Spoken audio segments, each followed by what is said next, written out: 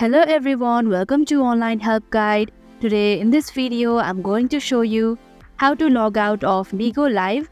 So without any further ado, let's get started.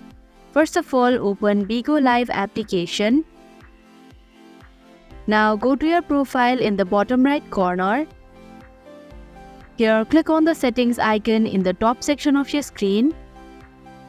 Scroll down your screen and here you can see log out option. Tap on it. Now if you want this device to remember your login info, then select the option that says remember my login info. And if you don't want it, then unselect the option. And if you're sure that you want to log out, then tap on sure option. So that is how you can log out of Bigo Live application. Thank you for watching Online Help Guide. Hope this video was helpful. If it was, hit the like button and comment down if you have any questions or feedback.